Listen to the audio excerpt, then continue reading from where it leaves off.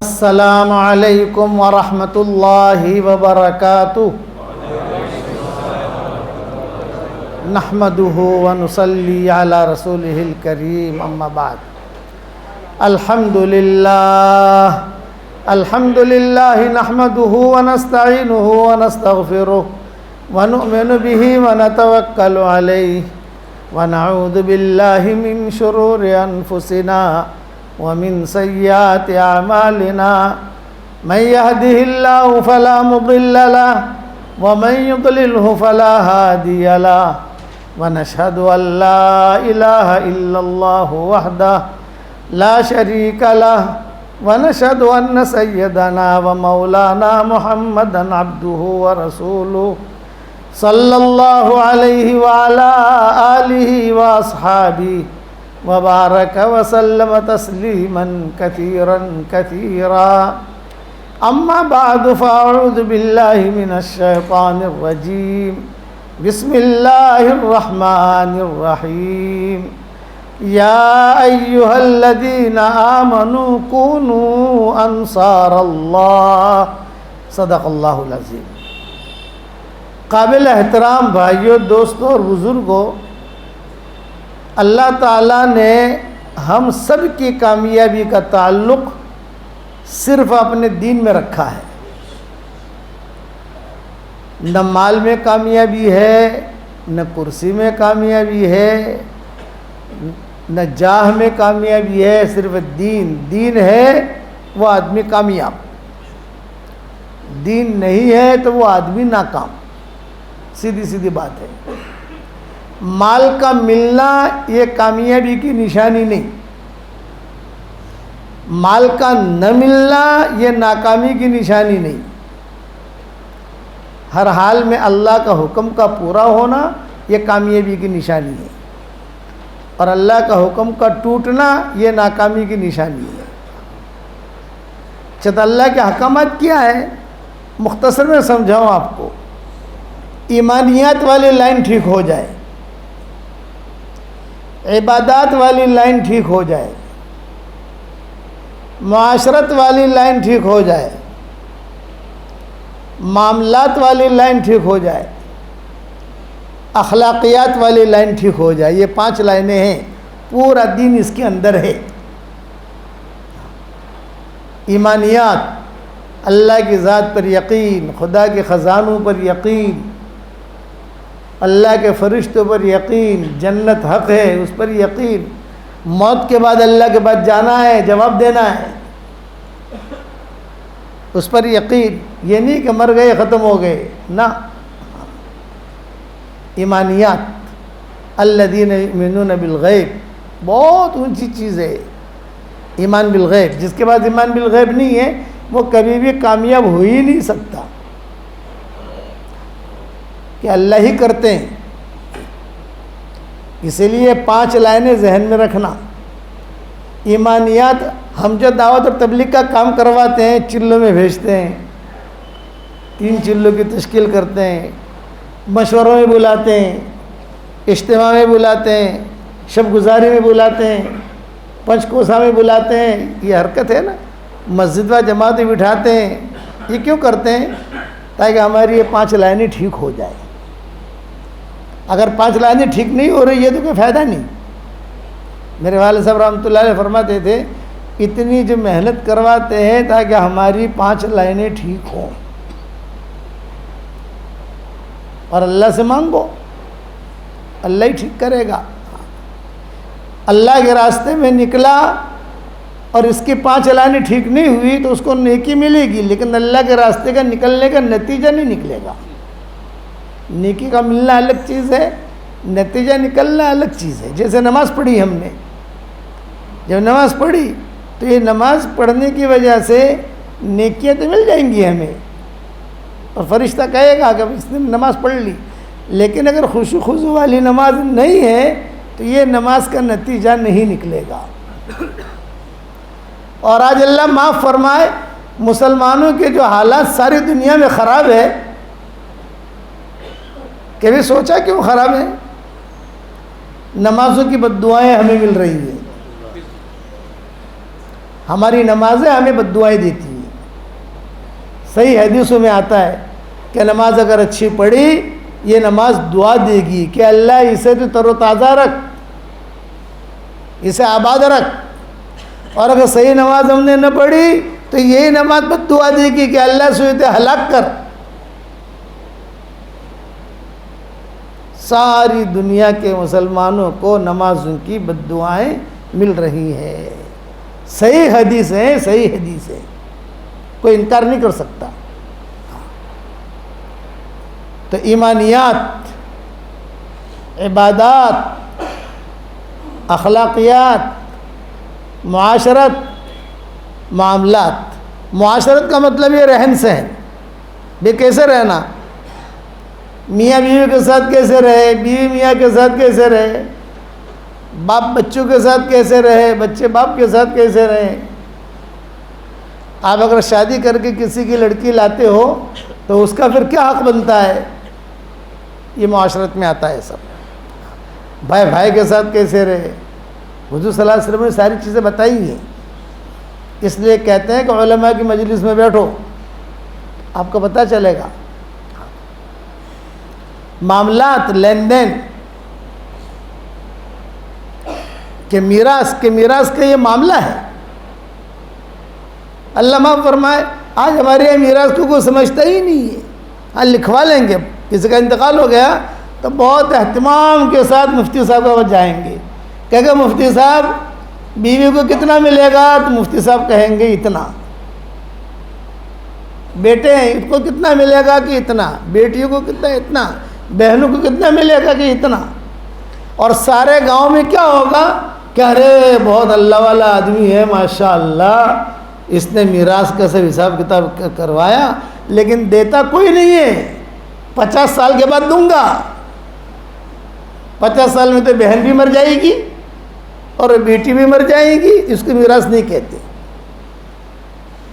ہمارے سامنے تو قصے آتے ہیں نا، بھئی میں تو جگ پیر ہوں نا، آپ سمجھتے ہو نا، جگ پیر، ساری دنیا ہم سے منسلک ہے، وہ ہمارے سبقوں کی وجہ سے۔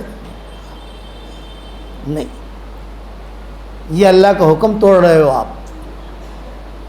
عربوں میں ہم نے دیکھا بڑی بڑی فیکٹری کے مالک جہاں بقی میں دفن کیا وہیں قاضی آتا ہے بقی میں، اور وہیں پر وہ جو کھڑے کھڑے حساب کرتے ہیں، کھڑے کھڑے، بیٹھتے بھی نہیں، کھڑے کھڑے۔ بھئی اتنی فیکٹریاں ہیں، اس میں جو ہے وہ لوگ اپنی بچیوں کا عام طور سے نام لیلا رکھتے ہیں کہ فلانی لیلا کا اتنا، فلانی لیلا کا اتنا، فلانی کا اتنا، فلانی کا اتنا، اور یہ فرمایا کہ بھی کل سے فیکٹری بند، کہ کل سے فیکٹری بند، سب کو چکا دو بھائی۔ اور ہمارے یہاں فیکٹری بند کرتا ہے کوئی؟ میں مہندی والی مسجد میں بیٹھا ہوا تھا اور ایک ہماری ممنوڑی یہی، اور کہا کہ مولچھبتی بات کر بھی سبھی، تو میرے ساتھی نے کہا کوئی ہے آپ کی برادری کی کوئی لڑکی ہے وہ بات کرنا چاہتی ہے؟ میں نے کہا بھی میں تو کسی سے بات کرتا نہیں ہوں، اب بڑھاپے کی وجہ سے تو نکلنا بھی مشکل، نہ مولچھب ارجنٹ بات کر بھی تمہارا آپ بوجھ پڑ سے۔ اچھا چلو باہر نکل گئے، باہر جب پڑھتے کیسا تو دیکھا مولچھب میں ایک مسئلہ پوچھوا آئی سو، مارا باوا نے انتقال تھی جا 25 برس تھی جا، کتنے برس بھائی؟ 25 سال۔ اور 25 سال سے اب تک جو ہے حساب تو کیا بھائیوں نے، بھئی اتنا ہے، لیکن ابھی پیسہ مجھے دیا نہیں ہے۔ اور یہ کہتے ہیں کہ بھائی پیسہ افشی اٹلال چھو نہ، دندہ پر دندہ کرے جیسے تھا ہو بیروسو بکائے۔ بچی پوچھ رہی تھی، چونکہ ہمارے متعلقین میں سے تھے، یہ اب گاؤں کا نام تو مجھے یاد رہا نہیں، چونکہ میں اپنے علاقے کے نقشے سے اتنا واقف نہیں ہوں کہ کون سا گاؤں کہاں ہے، کون سا گاؤں کا ہے۔ مدینہ کی گلی گلی سے واقف ہوں کہ وہاں عربوں کو بھی رستہ بتا دوں، یہاں چل، یہاں چل، یہاں چل، یہاں چل، لیکن ہمارے علاقے سے اتنا واقف نہیں کہ کون سا گاؤں کا ہے، وہ ہے ہماری پٹی کی۔ چونکہ ہمارا تعلق ان کے ساتھ کیا، وہ دعوتیں کرتے ہماری، کبھی پر اپنی فیملی کو جمع کرتے، تو میں نے کہا بھائی تو کرنی سوڑی سے، تو اس نے کہا فلاں کی، او ہو، میں نے کہا اچھا، تو کہا مولوی صاحب چنتے کہ ایک کے پیش ورسان آلو نہ تھا ارے ماگوسو اے بات نہ کروانی ہو پیسے نہیں بات نہ کر آپ شیٹ لال چھو مولوی صاحب تو گھڑی تھا وہ یہی ہے، وہ مارا بھی بچوں نے خرچ کرو سے۔ تب مجھے پتا چلا کہ یہ خالی کاغذ پر حساب کتاب ہوتا ہے، دینے لینے والے بہت کم ہوتے ہیں۔ تو اللہ کو کیا جواب دیں گے بھائی؟ یہ نماز سے کیا کمائے گی؟ یہ تو احکامات ہیں، ہماری شریعت کے بڑے احکامات میں سے یہ احکامات ہیں، معافی نہیں ہے اس میں۔ اتنا بڑا حکم ہے کہ نماز کے بارے میں تو اللہ نے صرف قرآن میں اتنا کہا نماز پڑھو، مغرب کی 3 پڑھو، عشاء کی 4 پڑھو، فجر کی 2 پڑھو، ظہر کی 4 پڑھو، یہ اللہ نے نہیں کہا، وہ حضور نے بتایا یہ کرو یہ کرو یہ کرو یہ کرو۔ روزہ رکھو، کیسے رکھو، کیا کرو، یہ ساری ترتیب حدیث سمجھائے گی۔ حج کرو، پھر تفصیل حدیث سے بتائی گی۔ لیکن میراث کے بارے میں ایسا نہیں ہوا، میراث کے بارے میں اللہ نے حساب کر کے بھیج دیا، ڈائریکٹ اللہ نے حساب کیا ہے۔ اور چونکہ اللہ تو عالم الغیب ہے نا، وہ جانتے ہیں کہ آ رہا ہے بتا ڈنڈی مارشی ہونا اندر، تو اللہ نے حساب کر کے مکلی تو تھا وہ چھو ڈنڈی مارچو، اب کیا ڈنڈی مارو گے؟ اللہ نے حساب کر کے بھیج دیا کہ بیوی کا اتنا، بیٹے کا اتنا، بیٹی کا اتنا،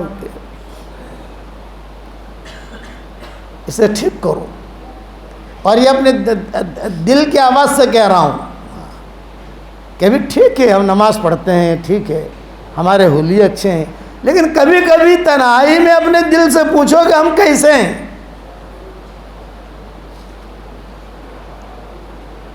اور حقوق کو ادا کرنے کی کوشش کرو۔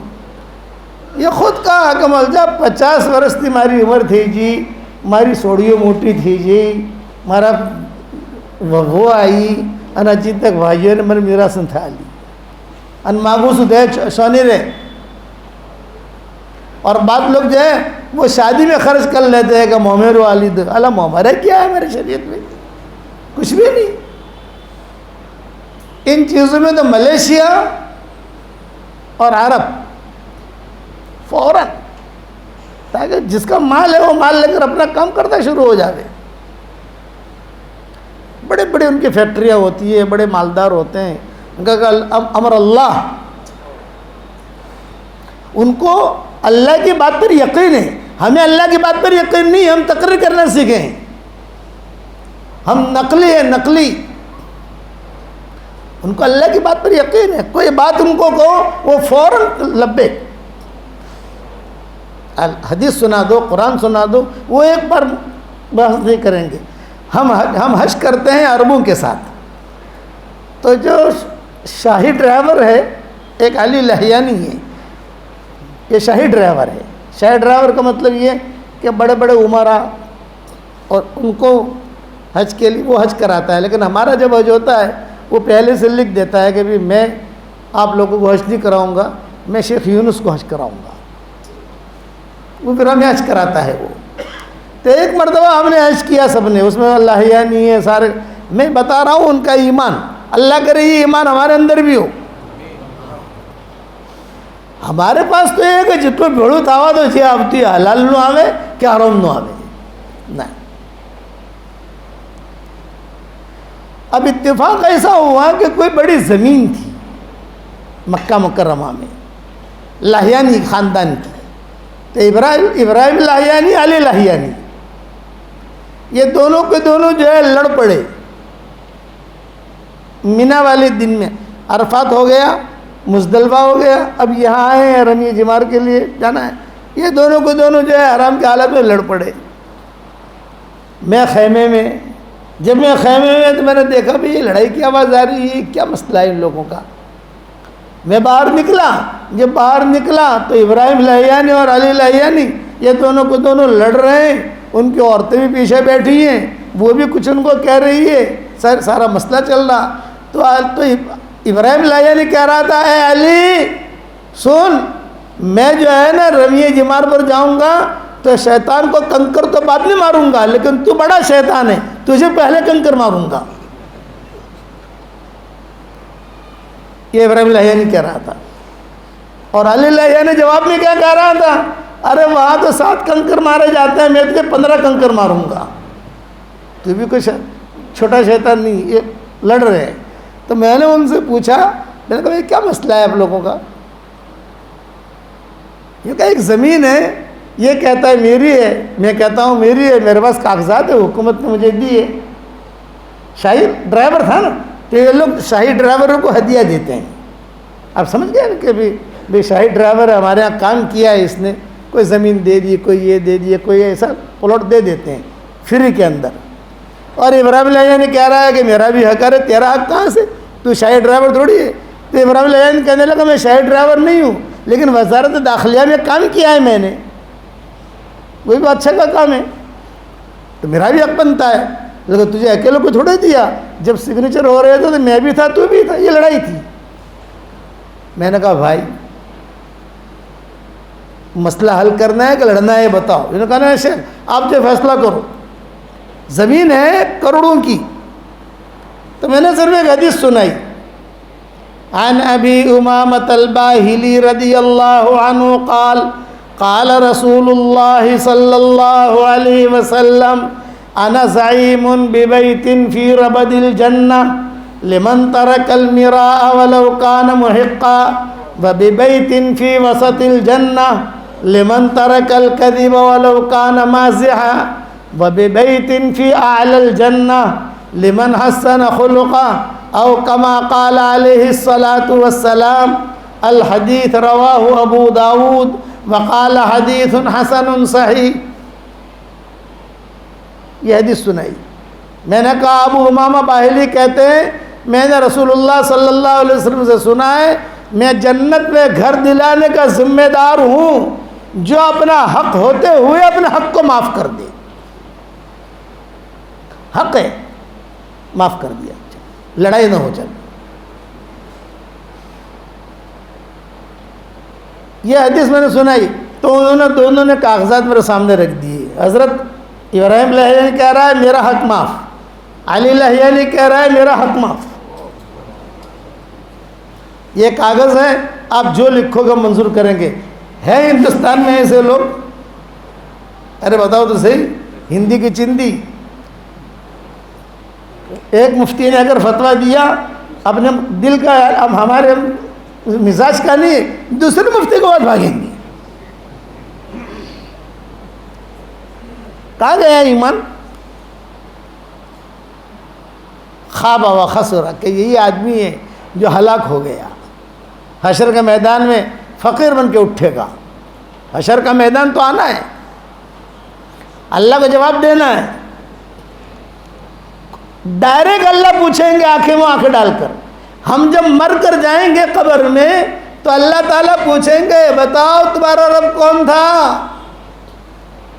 فرشتے سوال کریں گے، ہم کہیں گے فرشتے ذرا ابھارون امیر صاحب نے بولا نہیں چالے، مارے مسجد جماعت نے ساتھیوں نے ذرا بولا ہو نہ بھائی نہ، ذرا میرے بیڈی نے بولا ہو نہ، تبھی جواب آلو بھائی تب آپ کیا کر کے آئے بتاؤ۔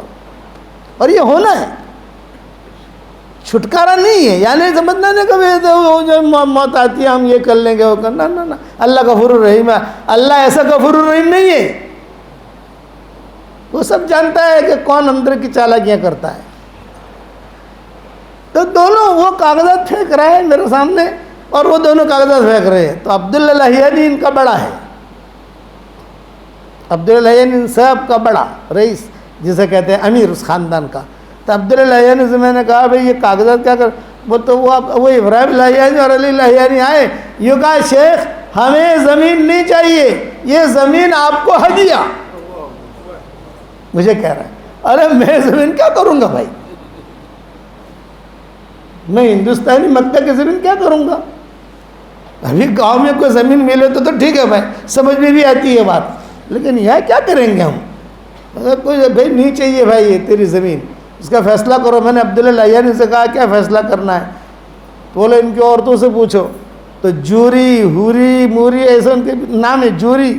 تو میں نے کہا جوری ایش رائق، جوری اس کی عبداللہ لایانی کی، وہ ابراہیم لایانی کی بیوی کا نام ہے، اور کہ جوری ایش رائق، تو اس نے کہا اعلیٰ فیصلتک، آپ جو فیصلہ کرو منظور۔ تو اللہ اللہ کر کے وہ فیصلہ کیا، دونوں کو دونوں تیار ہو گئے، پھر دونوں نے معانقہ کیا اور سگنیچر، یعنی آدھے گھنٹے کے اندر اتنا بڑا مسئلہ حل ہو گیا۔ ہمارے یہاں ہوتا ہے آدھے گھنٹے میں کورٹ، یہاں ہار گئے تو بڑی کورٹ، یہاں ہار گئے سپریم کورٹ، اسی میں ملک الموت آ جاتا ہے اور اٹھا کے لے چلتا ہے، جاؤ۔ قیامت کا دن آنا ہے، حشر کے میدان میں اللہ کے سامنے کھڑا ہونا ہے، اور سب سے بڑا بھاری دن حشر کا میدان ہے، سب سے بڑا بھاری دن۔ نامہ اعمال اڑائے جائیں گے، ہم نے کیا کیا ہے فرشتے لکھ رہے ہیں، کرامن کاتبین یعلمون ما تفعلون، کرامن کاتبین جانتے ہیں تم کیا کر رہے ہو، لکھ رہے ہیں۔ علم یعلم بان اللہ یرا، بہت فاسقوں نے، زانیوں نے یہ آیت پڑھ کر، یہ آیت سن کر توبہ کر لی۔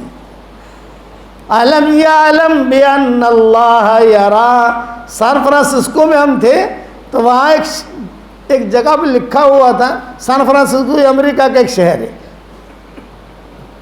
کیلیفورنیا میں، اس کا نام ہے سان فرانسسکو۔ ایک جگہ پر ہم تھے تو وہاں پر جب مسجد نما کوئی چیز بنی ہوئی تھی، تو میں نے اس کو کہا، میں نے کہا یار یہ مسجد نما کوئی چیز ہے، مینارہ بھی ہے، یہ کیا ہے؟ قریب گئے تو اندر وہ لکھا ہوا تھا ادخلوها بسلام آمینین، تو اس کے نیچے لکھا ہوا تھا علم یعلم بان اللہ یرا، یہ نہیں جانتا کہ اللہ دیکھ رہا ہے۔ بے اندر جاؤ، کیا ہے؟ تو اندر وہ شراب خانہ تھا، کسی نے بنائی تھی مسجد، پہلے بنائی ہوں گی، کوئی دیکھنے والا نہیں تھا، سنبھالنے والا نہیں تھا، تو کسی نے قبضہ کر لیا، قبضہ کر کے اسے شراب خانہ بنا دیا۔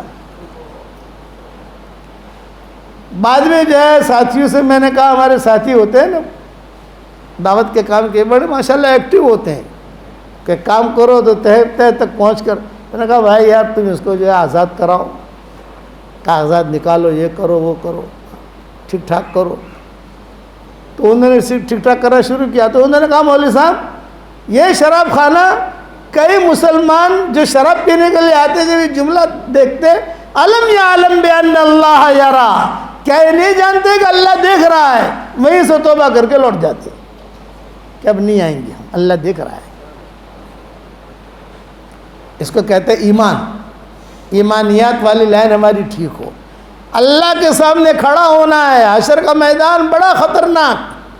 یا ایھا الناس اتقوا ربکم ان زلزلۃ الساعۃ شیء عظیم یوم ترونها تذهل كل مرضعة عما ارضعت وتضع كل ذات حمل حملها وترى الناس سكارى وما هم بسكارى ولكن عذاب الله شدید۔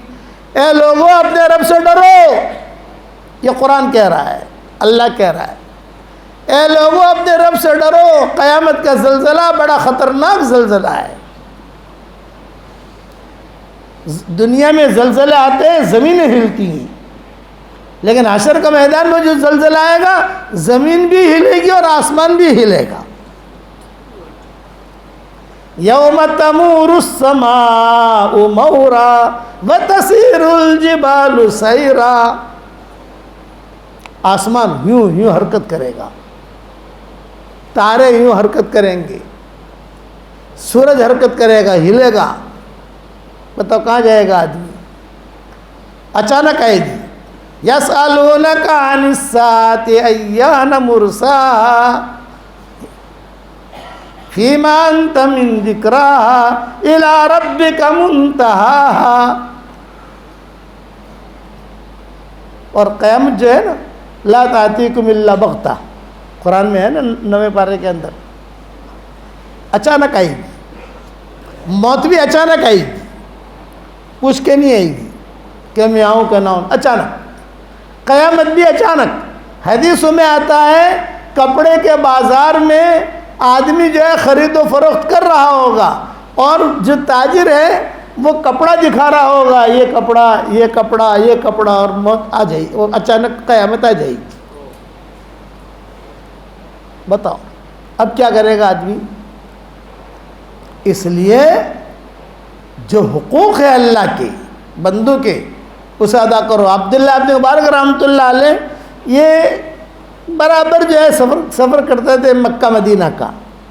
اللہ نے انہیں مال دیا تھا تو کچھ مہینے تو اللہ کے راستے کی نقل و حرکت میں ان کے لگتے تھے عبداللہ ابن مبارک کے، اور کچھ مہینے ان کے لگتے تھے مکہ مدینہ کے اندر حرمین شریفین میں. راستے میں ایک جگہ آتی ہے شام میں، ٹھنڈی جگہ کشمیر ہے وہاں کا، تو عبداللہ ابن مبارک وہاں ذرا زیادہ قیام کرتے تھے اور وہاں بیٹھ کر اپنے کتابیں لکھنا یہ کرنا وہ کام بھی کرتے تھے. چونکہ بڑے آدمی تھے، بڑے عالم تھے، جہاں سے گزر جاتے تھے وہاں بڑا مجمع جمع ہو جاتا تھا. عبداللہ ابن مبارک آ رہے ہیں، عبداللہ ابن مبارک آ رہے ہیں، عبداللہ ابن مبارک آ رہے ہیں، بڑا مجمع اکٹھا ہو جاتا تھا. تو ان کو جو ہے کوئی چیز لکھنی تھی، قلم ان کے پاس تھی نہیں، یا تھی لیکن گم ہو گئی، گر گئی. اپنے شاگرد سے انہوں نے کہا بھائی قلم دے دے مجھے. شاگرد نے قلم دی، وہ اپنا کام کرنا شروع کیا. اسی قلم کو لے کر یہ حرمین شریف چلے گئے، بھول گئے واپس دینا. اسی قلم کو لے کر یہ واپس خراسان پہنچ گئے اور وہ بھول گئے. خراسان جب پہنچے گھر میں داخل ہونے والے تھے کہ وہ قلم نہیں یاد آئی. او ہو، میں نے قلم لی ہے میرے شاگرد سے، میں اس کو دینا بھول گیا. علماء نے لکھا ہے گھر میں داخل نہیں ہوئے، وہیں سے واپس ہو گئے شام کی طرف 1500 کلومیٹر، اور وہاں گئے. وہاں جا کر قلم دی اور کہا بھائی دیر ہو گئی، معاف کرنا میں بھول گیا تھا. شاگرد نے کہا کہ حضرت میں تو آپ کا بیٹا ہوں. کبھی بیٹا نہیں، حشر کے میدان میں مجھے پتہ نہیں اس کے بدلے میں کتنی نمازیں دینی پڑتی. اس لیے ہیرا پھیری والی زندگی نہیں، اخلاق ہمارے بہت اونچے ہونے چاہیے. حضور صلی اللہ علیہ وسلم کے اخلاق دیکھو ماشاء اللہ. خالد ابن ولید یہی وہ شخص ہے کہ جس کی وجہ سے مدینہ میں بہت عورتیں بیوائی ہوئیں، بہت بچے یتیم ہوئے. سارا مدینہ جانتا تھا کہ بڑا خراب آدمی ہے، سارا مدینہ جانتا تھا. لیکن حضور صلی اللہ علیہ وسلم کے اخلاق، طواف کر رہے حضور عمرے کے قضا میں، اور حضور کیا کہہ رہے ہیں ولید ابن ولید کو. ولید ابن ولید جو ہے یہ خالد ابن ولید کے بھائی تھے. تو حضور صلی اللہ علیہ وسلم طواف کرتے کرتے یوں نظر ڈال رہے ہیں سب کو کہ کون کون کھڑے ہیں. آپ پہچانتے تھے فلاں نے ستایا، فلاں نے ستایا، فلاں نے ستایا، فلاں نے ستایا. تو چلتے چلتے طواف کرتے کرتے جب مقام ابراہیم پر پہنچے یا ملتزم پر پہنچے تو حضور صلی اللہ علیہ وسلم نے ولید ابن ولید سے کہا این اخوک خالد ابن الولید. ارے ولید تیرا بھائی خالد کہاں ہے؟ یہ مجمع میں دکھائی نہیں دے رہا ہے. یہ ناراض ہو کر چلے گئے تھے خالد ابن ولید. انہوں نے اپنی بیوی سے کہا تھا یہ مدینہ والے جب تک مکہ میں رہیں گے خالد مکہ میں نہیں آئے گا. یہ لوگ سب بھاگ جائیں گے یہاں سے، پھر میں مکہ میں آؤں گا. قسم کھائی تھی انہوں نے. اتنا خطرناک آدمی. اور حضور کیا کہہ رہے ہیں این اخوک خالد ابن الولید، تیرا بھائی خالد کہاں ہے؟ تو ولید ابن ولید نے کہا کہ حضرت اللہ اسے لائے گا، آپ دعا فرمائیں. آپ نے فرمایا اللہم آتی بہ، اے اللہ خالد ابن ولید کو لے آ. اور ایک جملہ کہا اگر خالد ہمارے ساتھ ہو جائے تو ہم اس کو بہت آگے بڑھائیں، اللہ اس سے بہت کام لے گا. ہے مشرک، ابھی رضی اللہ تعالیٰ نے نہیں بنے. تو ولید ابن ولید کی آنکھوں میں آنسو آ گئے. جب حضور صلی اللہ علیہ وسلم نے مدینہ کا ارادہ کیا 3 دن ٹھہرے، مکہ والوں نے کہا کہ نکلو، تو یہ ولید ابن ولید جو تھے یہ سیدھے خالد ابن ولید کے گھر پر گئے اور کہا بھابھی میرا بھائی کہاں ہے؟ یہ کہا جب تک تم مکہ میں رہو گے تمہارا بھائی مکہ میں نہیں آئے گا، وہ بھاگ گیا ہے۔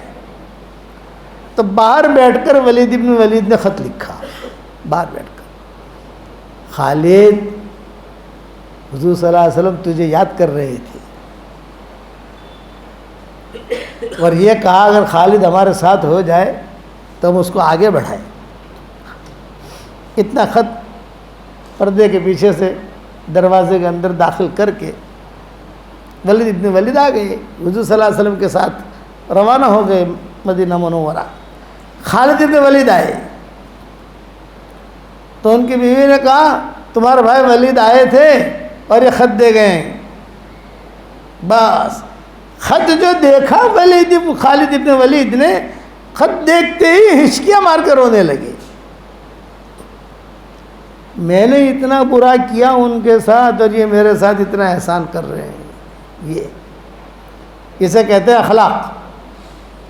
آج تو اللہ معاف فرمائے، اگر بیوی سے ذرا بھی انبن ہو جاوے نا، تھوڑی بھی نمک زیادہ پڑ گیا کچھ انبن گیا، اے وہی مڑی سے اوپر مت مڑ جائے۔ مجھے تو مزہ اس وقت آیا، میں حرم شریف میں حرم جا رہا تھا، ایک ممنونی اور ایک مومن، دونوں لڑتے لڑتے میرے آگے جا رہے تھے، تو مت کر دے، تو مت کر دے، منہ نہیں کرو تمہیں مت کر جو، بقی کس بات سے۔ اور اتفاق تھا کہ وہ دونوں کو دونوں جو ہے وہ جا رہے دونوں، وہ تو گول برقع سے پہچان جاتے ہیں نا کہ ممنونی ہے۔ وہ بیچاری عورت کہہ رہی ہے مدینہ میں نبی صاحب نے قریب ہے لڑاؤ نہ جو ہے، ارے تن یہ بلے لڑاؤ سے کو تم مونتی نہ تھے، اور زور زور سے ایرانی قافلہ بھی تھا، میں حرم میں جا رہا تھا اپنے پیدل آہستہ آہستہ، تو میں قریب جا کر میں نے کہا السلام علیکم، ہو وعلیکم السلام وعلیکم السلام، مول صاحب چلتے ہوئے گدوہ لڑو مت، نبی صاحب نے جگہ سے لا تصویر لو درود شریف پڑھتا رہے جو، بیچارے شرمندہ ہوئے۔ یہ نہیں، اخلاق برتو، حضور صلی اللہ علیہ وسلم نے اخلاق برتے خالد ابن ولید کے ساتھ۔ تو خالد ابن ولید وہ خط لے کر حرم میں آئے، اور حرم میں آ کر کعبے کو دیکھ کر کہہ رہے ہیں کہ اے اللہ تو نے پتہ نہیں میرے ساتھ کیا ارادہ کیا ہے، تو نے کیا ارادہ کیا، اے اللہ مجھے بتا تو نے کیا ارادہ کیا۔ رات بھر روتے تھے، رات بھر صرف خط دیکھتے تھے اور روتے تھے خالد بن ولید۔ تو خالد بن ولید تنہائی میں بیٹھے ہوئے تھے، اور تنہائی میں بیٹھ کر کہا میں کیا کروں، میں کیا کروں، میں کیا کروں، میں کیا کروں، چلو صفوان ابن امیہ کے پاس جاتا ہوں۔ یہ چودھری تھا صفوان ابن امیہ، صفوان ابن امیہ یعنی رشیا، طاقت بہت تھی اس کے پاس، ہتھیار بہت تھے صفوان ابن امیہ کے پاس۔ اکرمہ ابن ابی جہل یعنی امریکہ، وہاں مال بہت تھا، تو پہلے رشیا والے کے پاس گئے سمجھانے کے لیے کہہ رہا میں، بہت ہتھیار تھے صفوان ابن امیہ کے پاس بہت، اور جا کر کہا بھائی صفوان مسلمان تو بہت آگے بڑھ رہے ہیں، بہت حالات ہیں، دیکھو ہم ہار گئے، کچھ بھی نہیں ہمارے پاس، میں چاہتا ہوں کہ مدینہ چلیں اپن۔ صفوان نے کہا کہ اگر تو نے مدینہ کی بات کی تجھے قتل کر دوں گا۔ تو خالد بن ولید نے ٹون بدلا، نانا میں دیکھ رہا تھا تم اپنے دھرم پہ مضبوط ہو کے نہیں ہو، جان چھوٹی۔ خالد بن ولید کہتا ہے میری جان چھوٹی۔ اب 2 دن کے بعد صفوان تو خیر اس نے منع کر دیا، بعد میں بھی مسلمان ہو گئے تھے۔ اب آئے اکرمہ کے پاس، بھائی اکرمہ بہت حالات ہیں ہم پر، کبھی بھی حضور صلی اللہ علیہ وسلم مکہ آ سکتے ہیں، اور کبھی بھی یہاں پر جو ہے یہ قبضہ ہو سکتا ہے، اپن جا کر مسلمان ہو جائیں گے۔ اگر بالکل اگر بات کی تو قتل کرو گا، تو وہاں پر بھی یہ کہہ دیا اچھا نہیں میں تو خالی طرح امتحان لے رہا تھا، تو پکا ہے کہ نہیں ہے۔ لیکن خالد بن ولید کے دل میں بات تھی، ایک بات یاد رکھنا، اگر دل میں خیر ہے تو اللہ آپ کو خیر دے گا، اور اگر دل میں خیر نہیں ہے تو اللہ تعالیٰ آپ کو خیر نہیں دے گا. یہ تو قرآن میں ہے، اِن یعلم اللہ فی قلوبکم خیرا یؤتکم خیرا. خیر ہے دل میں تو اللہ خیر دے گا. حضرت خدیجہ کہتی تھی میرے دل میں خیر تھی. حضرت خدیجہ کہتی تھی میں جوان تھی، مجھے شوہر کی ضرورت تھی، مالدار تھی، خوبصورت تھی، سارا مکہ جو ہے میرے ساتھ نکاح کا پیغام بھیجتے تھے، لیکن میں نے میرا معاملہ اللہ کو سونپا.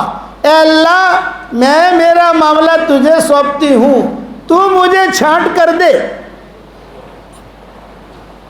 تو دے، میں تو یہ بیٹھی ہوں، میں ڈھونڈنے نہیں جاؤں گی.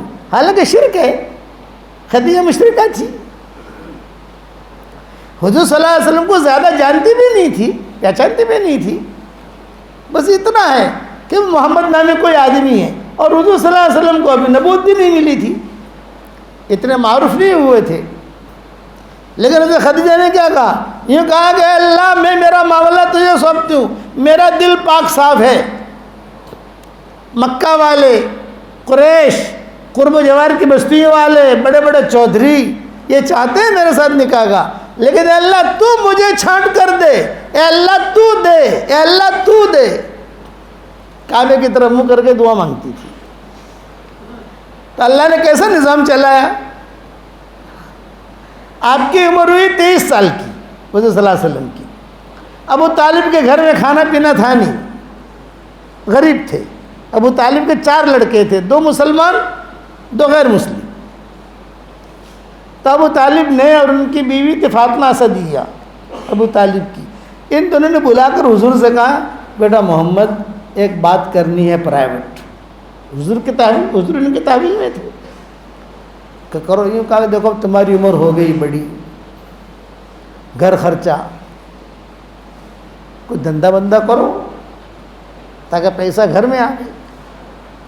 آپ جواب کیا دے رہے ہیں کہ چچا چچی مجھے دھندا کرنا تو آتا نہیں، اگر کہو تو مکہ والوں کے بکریاں چراؤں، یا کہیں کوئی بوجھ اٹھانا ہو تو بوجھ اٹھاؤں، مزدوری کروں کہیں.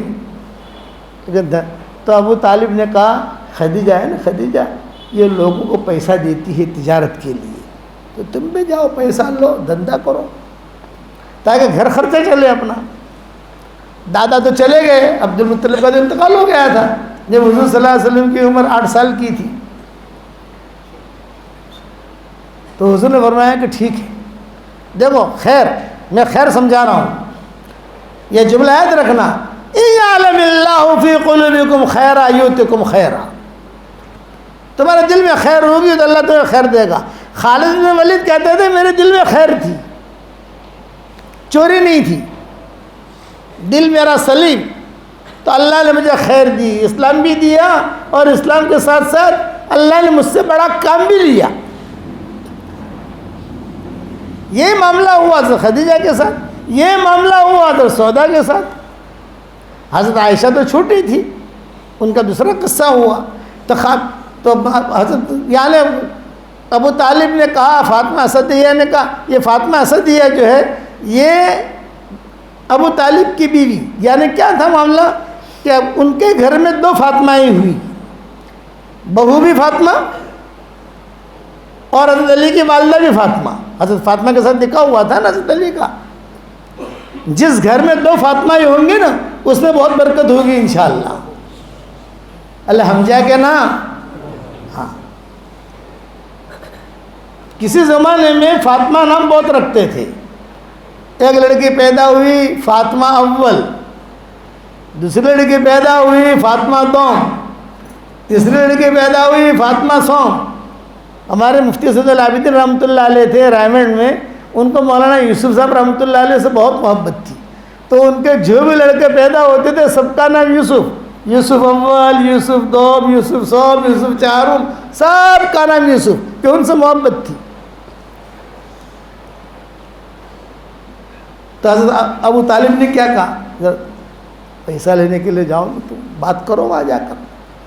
تو حضرت خدیجہ جو ہے رئیسہ تھی، ایک درخت کے نیچے بیٹھ جاتی تھی، سامنے لائن لگتی تھی، کوئی بھی ایگریمنٹ وغیرہ ہوتا تھا، تھیلیاں پڑی رہتی تھی دینار درہم کی، وہ تھیلی اٹھا کے دے دیتی تھی، جاؤ دھندا کرو، سب کو دیتی تھی. یعنی حضور صلی اللہ علیہ وسلم پیچھے جا کے کھڑے ہو گئے. یہ میں کس پر سنا رہا ہوں؟ دل کا خیر، دل میں میل نہیں. اور شریعت کا ایک مسئلہ یاد رکھنا، کوئی مولوی بتائے گا نہیں. شریعت کا ایک مسئلہ یاد رکھنا، کوئی مولوی بتائے گا نہیں. دل کی دو قسمیں ہیں. ایک دل اسے کہتے ہیں قلب سلیم، اور ایک دل اسے کہتے ہیں قلب سقیم. قلب سلیم کا مطلب یہ ہے جس دل کے اندر کسی کے بارے میں کوئی میل نہ ہو، نہ حسد، نہ کینہ، نہ غصہ، نہ کپٹ، نہ کسی کے بارے میں برائی. اسے کہتے ہیں قلب سلیم. تو علماء نے لکھا ہے کہ جس کا دل پاک صاف ہوگا اس کی عبادت کو، اس کی دعا کو اللہ قبول کرے گا. اور قلب سقیم اسے کہتے ہیں جس دل کے اندر کچرا بھرا ہوا ہو. آ ڈوہو ٹھیک نہ تھا، آ بیڑی ٹھیک نہ تھا، آ پیلی سوڑی ٹھیک نہ تھا، آ پارٹنر ٹھیک نہ تھا، کچرا. تو اتفق العلماء، سارے علماء کا اتفاق ہے کہ اس کی کوئی عبادت قبول نہیں ہوگی، اس کی کوئی دعا قبول نہیں ہوگی. ہاں نیکیاں ملے گی. جیسے مغرب کی نماز ہم نے پڑھی دل کے اندر کچرا رکھ کر، تو فرشتہ کیا کہے گا؟ نماز ہو گئی، یعنی تمہارا فرض ادا ہو گیا، نیکیاں مل گئی. لیکن نماز کا نتیجہ نہیں نکلے گا، نماز قبول نہیں کریں گے ہم، کہ ہمارا نظام ہے انما یتقبل اللہ من المتقین، ہم تو تقوی والوں کا قبول کرتے ہیں. اسی لیے حضور صلی اللہ علیہ وسلم فرماتے تھے اللہم انی اسألک قلبا سلیما، اے اللہ مجھے قلب سلیم دینا. قرآن میں ہے الا من اتی اللہ بقلب سلیم اذ جاء ربہ بقلب سلیم. تو قلب سلیم والا یہ آگے بڑھتا ہے، قلب سقیم والا یہ اٹکتا ہے، پیچھے آتا ہے، تھوڑا آگے بڑھتا ہے، پیچھے جاتا ہے. خدیجہ کہتی تھی میرا دل قلب سلیم تھا، ایمان نہیں تھا، ایمان تو آیا ہی نہیں تھا. آپ کو تو نبوت ملی تھی کب؟ جب 40 سال کی عمر میں، یا تو 23-24 سال کی عمر ہے حضور صلی اللہ علیہ وسلم کی. تو حضور صلی اللہ علیہ وسلم جو ہے اپنے فقیری کا پیالہ لے کر لائن میں کھڑے ہو گئے انٹرویو دینے کے لیے. جہاں انٹرویو دینے کے لیے کھڑے ہوئے تو خدیجہ نے دیکھا کہ کوئی پیچھے کھڑا ہے. اس کی ایک سہیلی تھی، اس کا سہیلی تو نہیں، سیکرٹری تھی اس کی، اس کا نام تھا نفیسہ. وہ نفیسہ سے کہا کہ وہ نفیسہ، وہ جو لڑکا کھڑا ہے پیچھے پیچھے پیچھے ایک دم پیچھے، اسے بلا لاؤ. پیشانے دیکھ کر سمجھ گئی تھی حضرت خدیجہ، لفافہ دیکھ کر مضمون بھانپ لیتے ہیں. یہ شعر ہے نا، لفافہ دیکھ کر مضمون بھانپ لیتے ہیں کہ کیا ہے اس میں. یہی حال تھا حضرت عمر کا، یہی حال تھا مغیرہ بن شعبہ کا، اور یہی حال تھا حضرت خدیجہ کا. لفافہ دیکھ کر مضمون بھانپ لیتے ہیں، وہ لڑکا جو کھڑا ہے وہ. حضور صلی اللہ علیہ وسلم آئے، بٹھایا. کہاں سے آئے ہو؟ محمد ابن عبداللہ ابن عبد المطلب. ہاں قریش، عبد المطلب کے پوتے ہو تم. ہاں تو کیوں آئے ہو آپ؟ حضرت خدیجہ پوچھ رہی. یہ کہا بھائی کچھ پیسے ملے تو میں بھی دھندا کروں. اچھا. نفیسہ کو بلایا اور کان میں کہا کہ اس کی انکوائری کری لڑکا کیسا ہے. عورتوں تو ماہر ہوتی ہیں ان باتوں میں، کسی کی بھی اگر انکوائری کرنی ہے تو عورتوں کو کہتے آدھے گھنٹے کے اندر بایو ڈاٹا آ جائے گا، آو سے، آوی سے، اوم سے، تیم سے. یہ نفیس آتی پرائیویٹ سیکرٹری ہو گئی مکتب میں سب جگہ، اور جا کر آئی اور پھر ایک جملہ کہا کان میں، ہادہ شریف ابن شریف. اتنا جملہ کہا. کیا کہا؟ ہادہ شریف ابن شریف. دل میں خیر ہے خدیجہ کے، اللہ نظام چلا رہا ہے. اسی لیے قرآن میں کہا گیا واللہ غالب علی امرہ ولکن اکثر الناس لا یعلمون، اللہ اپنے معاملے میں غالب ہے لیکن لوگ سمجھتے نہیں ہیں. لا یعلمون اے لا یعقلون، مفسرین نے لکھا ہے، سمجھتے نہیں یہ لوگ، جانتے بھی نہیں ہیں. تو حضرت خدیجہ نے پیسے بھی دیے، حضرت خدیجہ نے ساتھ میں غلام بھی کیا، اور غلام کو کہا کہ دیکھ تو جا پورے سفر میں جو ہے دیکھتے رہنا یہ لڑکا کیسا ہے. پورا سفر حضور صلی اللہ علیہ وسلم کا اچھے طریقے سے ہوا. شام کا 23 سال کی عمر تھی یا 24 سال کی عمر تھی آپ کی. وہ جو تھا نا غلام، وہ تو لڑائی کرتا تھا سب سے، حضور کسی سے لڑتے نہیں تھے. جب وہ بہت لڑائی کرتا تو حضور صلی اللہ علیہ وسلم ایک بات کہتے، بھائی لڑ مت، تو تیرا جو بھی حساب کتاب ہے میں میرے نفع میں سے دے دوں گا تجھ کو. سمجھ گئے نا آپ لوگ؟ تو ٹینشن مت لے. جب واپس آئے تو حضرت خدیجہ بہت خوش ہوئی، اپنے سہیلیوں سے کہا کہ دیکھو وہ آ رہے ہیں، کتنی عزت کے ساتھ داخل ہو رہے ہیں مکہ مکرمہ میں. گھر میں بلایا، اکرام کیا، بیٹھا. حضور صلی اللہ علیہ وسلم نے خود نے حساب کیا، وہ غلام سے حساب نہیں کروایا. پوٹلیاں بنائی، پوٹلیاں سمجھے، ایک پوٹلی حضرت خدیجہ کی، راس المال، راس المال سمجھتے ہو نا، موڑی. دوسری پوٹلی بھی حضرت خدیجہ کی، یعنی ان کا نفع. 2 پوٹلیاں ہوگی، ایک پوٹلی وہ غلام کی، اور پھر دوسری پوٹلی وہ جو حضور نے وعدہ کیا تھا کہ میں تجھے ادا کر دوں گا، تو ٹینشن مت لے. وہ دوسری پوٹلی بھی اس غلام کی، اور ایک پوٹلی اپنی نفع کی. ایسا 5 پوٹلیاں بنائی. ایک پوٹلی راس المال کی، ایک پوٹلی میں لفافہ کہوں تو زیادہ سمجھ میں پوٹلی اس لیے کہتا ہوں کہ دینار درہم ہوتے تھے. ہماری طرح یہ کرنسی تو نہیں ہوتی تھی کاغذ کی. یہ جو کاغذ کے روپیے ہیں نا، یہ شرعی پیسے نہیں ہیں. یہ شرعی پیسے تو سونا چاندی، یہ تو سب دھوکہ ہے. یہ دھوکہ ہے سب، یہ دجالی فتنے. شرعی پیسے ذهب فضہ، اس لیے میں پوٹلی کا جملہ کہتا ہوں. تو حضرت خدیجہ کو دیا، اور اس کا بھی دیا. حضرت خدیجہ نے پوچھا یہ کیا؟ کہ یہ آپ کی موڑی ہے، یہ آپ کا نفع ہے. اس کو 2 کیوں دیے؟ یہ کہا یہ اس کا نفع ہے، لیکن لڑتا بہت تھا وہاں پر، اس لیے میں نے کہا تو لڑ مت، میرے نفع میں سے تو اس کو دے دوں گا. تو یہ اس کا. اور یہ کیا؟ آپ نے فرمایا میرا نفع. میں جا کر آیا، ماشاء اللہ ماشاء اللہ. اب دیکھو خیر چل رہی، دل میں خیر ہے نا. آج دل میں آج جو ہے یہ بات لے کر اٹھو کہ اپنے دل میں کسی کے بارے میں کوئی برائی نہیں رکھنی. کوئی اپنے کو تکلیف دے تو اس کو معاف کر دو. فمن عفا واصلح فاجرہ علی اللہ. عمر ابن عبدالعزیز کی طبیعت خراب ہوئی، بخار آتا تھا. تو عمر ابن عبدالعزیز کے بعد شاہی حکیم آیا. شاہی حکیم نے نبض دیکھا تھا. شاہی حکیم نے کہا کہ حضرت کتنے دنوں سے بخار ہے؟ نے کہا 2 مہینے سے مجھے بخار آ رہا ہے.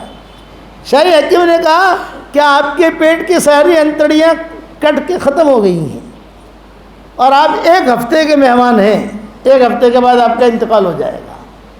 ارے کیوں؟ یہ کہ آپ کو زہر دیا گیا ہے. مجھے زہر؟ کس نے دیا ہوگا مجھے زہر؟ یہ تو ہمیں پتہ نہیں. تو عمر ابن عبدالعزیز نے غلام کو بلایا جو خاص خادم تھا.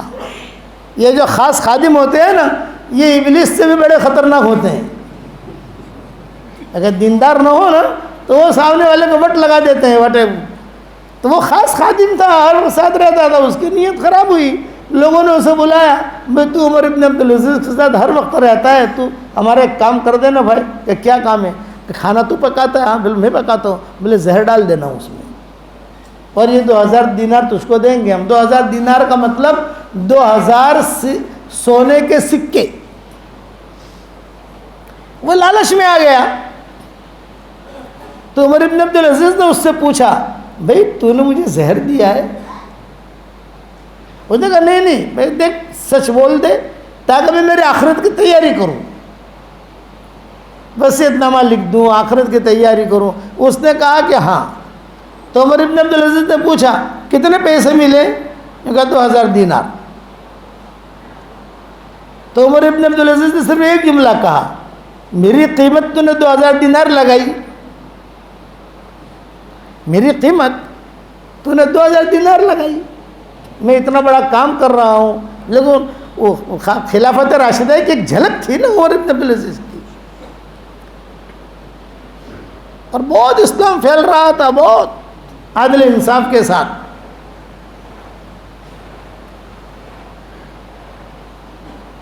تو خاموش رہا۔ اب عمر بن عبدالعزیز کیا کہہ رہے ہیں؟ دیکھ سن، تو نے یہ کام کیا ہے، میں تو اب مرنے والا ہوں، لیکن تو ٹینشن مت لینا، میں نے تجھے اللہ کے لیے معاف کر دیا ہے۔ آج دنیا میں مثال ہے، ایک بات تو یہ کہی میں نے تجھے معاف کر دیا، دوسری بات کہ تجھے جانا ہے اپنے گاؤں میں، تو جلدی سے گاؤں میں چلا جا، لوگوں کو پتہ چلے گا باہر کہ تو نے زہر دیا ہے، تو کوئی تجھے چھوڑے گا نہیں، سب قتل کر دیں گے تجھے، مل کر بوٹی بوٹی نکال لیں گے تیری، لیکن تو جلدی سے بھاگ جائے یہاں سے، اور اس مہینے کا پگار بھی لیتا جا۔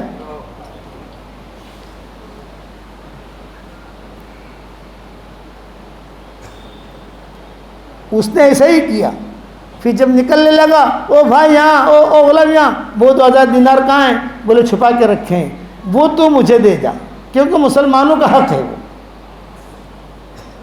وہ مسلمانوں کے بیت المال میں داخل کر دوں گا میں، وہ یہاں دے دے، باقی تو چلا جا، میں نے تجھے اللہ کے لیے معاف کر دیا۔ نہ قیامت کے دن کہوں گا، نہ لوگوں کے سامنے کہوں گا، بلکہ اگر کوئی بات آئی تو میں مجمع میں کہہ دوں گا میں نے اسے معاف کر دیا ہے، کوئی اس کو میلی آنکھوں سے نہ دیکھے۔ یہ ٹاپ قسم کے لوگ تھے جن کی وجہ سے اللہ کام لیتا تھا۔ حضرت خدیجہ بھی اسی ٹاپ قسم کی عورت تھی، تو حضور کو اللہ نے دے دیا، لو چلو۔ اب عمر ابن عبدالعزیز کی طبیعت اور خراب ہوئی، تو غلام تو بھاگ گیا، تو بہت بخار آنے لگا، کیا رونے لگے، لوگ جمع ہوئے، بھی کیا ہوا امیر المومنین کو؟ تو لوگوں نے، ایک آدمی نے کہا ارے وہ غلام کہاں ہے، وہ غلام کہاں ہے اس کو؟ تو عمر ابن عبدالعزیز نے آنکھیں کھولی، یوں کہا فمن عفا واصلح فاجرہ علی اللہ۔ اپنے مرنے سے پہلے یہ آیت پڑھی ہے عمر ابن عبدالعزیز نے، فمن عفا واصلح فاجرہ علی اللہ۔ وہ غلام نے مجھے زہر دیا تھا، میں نے اسے اللہ کے لیے معاف کر دیا، اب قصاص لینے کا کسی کو حق نہیں ہے۔ اور پھر یہ آیت پڑھی کہ میں اسے معاف کروں گا تو اللہ مجھے معاف کرے گا، اور پھر انتقال ہو گیا عمر ابن عبدالعزیز کا۔ لیکن معاف کر دیا تھا، اس لیے کسی نے بدلہ لیا نہیں۔ تاج جو اٹھو تو یہ روزانہ دعا کرو، اے اللہ ہمیں قلب سلیم عطا فرما، قلب سلیم عطا فرما، قلب سلیم عطا فرما۔ اور کوشش کرو کسی کے بارے میں کوئی چیز آوے جھٹک دو، رکھو مت دل کے اندر۔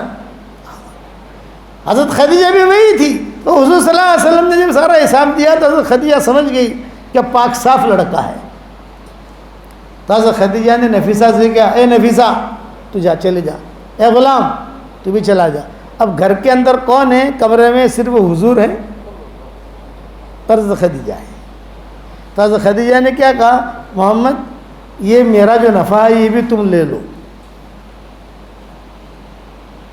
حضور تو خوش ہو گئے، اپنا نفع تو تھا ہی، خدیجہ نے اپنا بھی دے دیا، بہت اچھا، بہت خوش ہو گئے۔ پھر حضرت خدیجہ نے کہا یہ موڑی بھی لے لو، اللہ حمد میں آوے سے کہنا مندو یہ موڑی بھی لے لو۔ اب حضور تو اور خوش ہو گئے، واہ واہ۔ اب حضرت خدیجہ اب 3 پوٹلیاں ہو گئی حضور کے پاس، خود کا نفع، حضرت خدیجہ کا نفع اور راس المال۔ اب حضرت خدیجہ خود کہہ رہی ہے محمد کیا تمہارا ارادہ شادی کرنے کا ہے؟ دیکھو خیر کیسی چلتی ہے. تو آپ نے فرمایا ہاں میرا ارادہ نکاح کرنے کا ہے. جو جوانی کی حد میں آ گیا ہوں تو مجھے بیوی کی ضرورت ہے. تو حضرت خدیجہ خود کہہ رہی ہے کیا خیال ہے اگر میرے ساتھ تمہارا نکاح ہو جائے؟ واللہ غالب علی امرہ ولکن اکثر الناس لا یعلمون. جب یہ کہا کیا خیال ہے میرے ساتھ اگر تمہارا نکاح ہو جائے، تو حضور تو کنوارے تھے.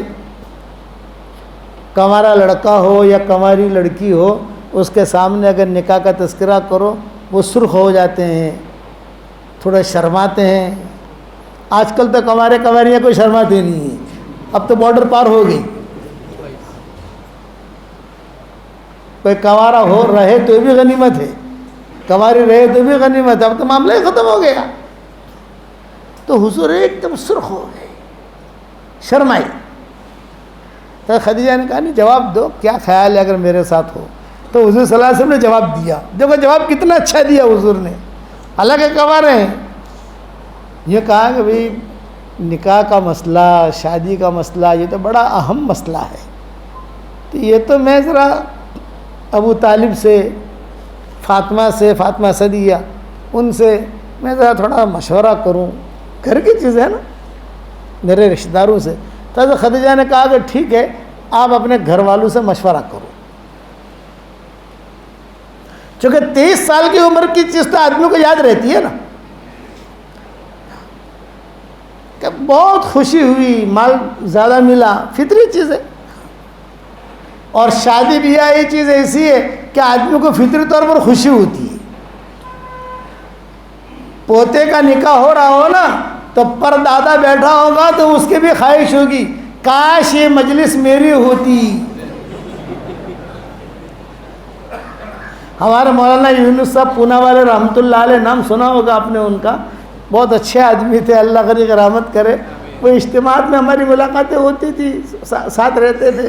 تو مجھے کہتے ہیں او بولے یونس، اللہ تعالیٰ کہے گا کہ یونس کو لے آ تو تیرا پتہ کٹنا ہوگا تو فرشتہ میرے پاس آ جائے گا، اور میرا پتہ کٹنے والا ہوگا تو فرشتہ تیرے پاس آ جائے گا. یہ کہتے تھے. وہ ایک قصہ سناتے تھے. وہ کہتے تھے شروع میں جب میں نے پونا میں دعوت کا کام شروع کیا تو اتنا استقبال نہیں تھا، استدبار تھا. کوئی آوے کھانے کے پیسے نہیں، اور جو ہے چنے اور پانی گزارو. امام تھا، وہ امام تھے مسجد میں، مرکز کی مسجد میں.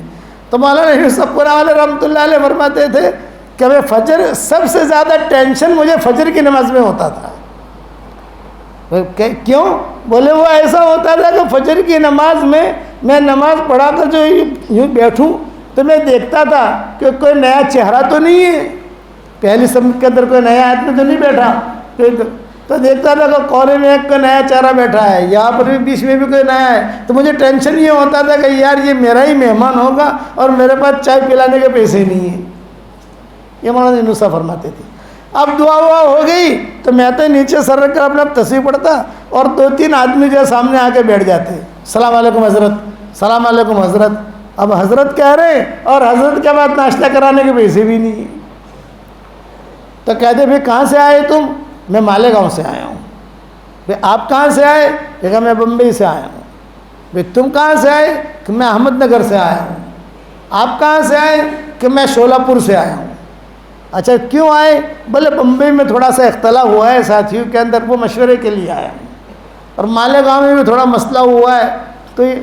تو مولانا یونس صاحب پونا والے رحمۃ اللہ علیہ فرماتے تھے اچھا یہ بتاؤ تم لوگ آئے ہو تو ناشتہ کرو گے یا نہیں کرو گے؟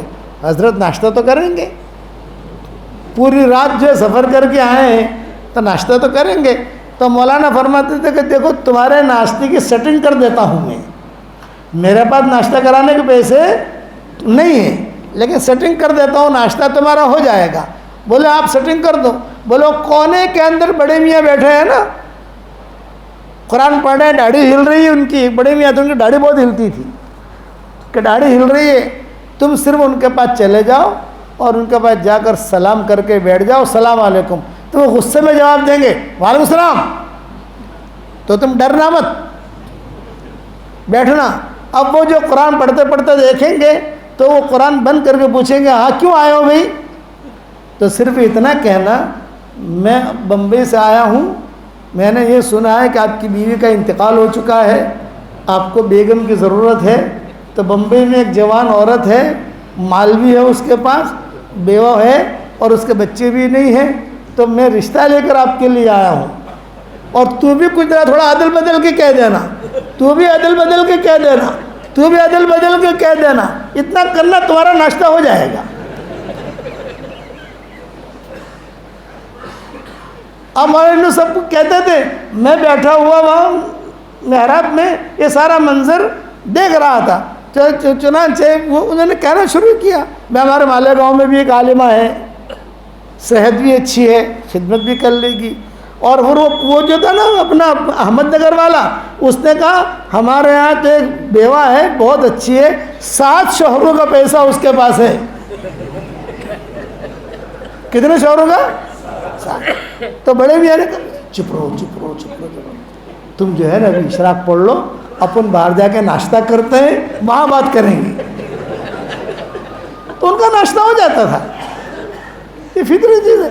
تو مولانا یونس صاحب کہتے تھے میں نے کئی لوگوں کے ناشتے کروائے، ایک مرتبہ وہ بڑے میاں مولانا یونس صاحب کے پاس آئے، بھائی مولانا یونس یہ لوگ جو ہے رشتے لے کر آتے ہیں، کوئی شادیاں تو کرواتا نہیں ہے، ناشتے کر کے چلے جاتے ہیں۔ تو مولانا یونس صاحب کہتے تھے چچا میں ہی بیچتا تھا، اب تو اللہ نے مجھے مال دے دیا، اس میں ہی ناشتہ کرواتا ہوں۔ تو یہ نکاح کی مجلس، یہ نکاح کی بات حضور کے سامنے آئی تو آپ صلی اللہ علیہ وسلم بھی خوش ہو گئے کہ کوئی بات ہے۔ چنانچہ کہتے تھے کہ حضور باہر نکلے اپنے پوٹلے لے کر، تو یہ کہ اپنے گھر کا رستہ بھول گئے، ابو طالب کا مکان کہاں ہے، یہ فرط مسرت خوشی میں، پھر دھیان کا ہاں یہ گلی میں ہے۔ حضور گئے، وہاں گئے، او محمد آ گیا، محمد آ گیا، دھندا کر کے آیا، دھندا کر کے آیا، دھندا کر کے آیا، پیسہ بھی آیا، غریب لوگ تھے۔ چنانچہ حضور صلی اللہ علیہ وسلم گئے، وہاں جا کر بیٹھے، یہ کہا کہ دیکھو میں نے یہ کمایا، خدیجہ نے یہ بھی دے دیا، یہ بھی دے دیا، اور چچا چچی ایک بات سنو، ایک بہت اہم بات کرتا ہوں اور کہتے ہوئے شرم بھی آتی ہے، نہیں بیٹا بولو بولو کیا ہے؟ یہ کہا خدیجہ نے مجھ سے یہ کہا ہے محمد میرے ساتھ نکاح کرو گے؟ تو ابو طالب نے کیا کہا؟ تو نے خواب دیکھا ہوگا۔ یہ ابو طالب نے جواب دیا، خواب دیکھا ہوگا، اتنی بڑی عورت کہاں نکاح کرے گی تیرے ساتھ؟ فاطمہ اسدیہ نے کہا ایسا کیوں کہتے ہو، خواب دیکھا ہوگا؟ بھائی میرے بیٹے کی عزت اور اس کا مقام خدیجہ سے بہت اونچا ہے۔ اور فاطمہ اسدیہ نے فوراً ابو طالب کو کہا جاؤ فوراً جاؤ بات کرو۔ اسی لیے حضور فاطمہ اسدیہ کا بہت خیال رکھتے تھے۔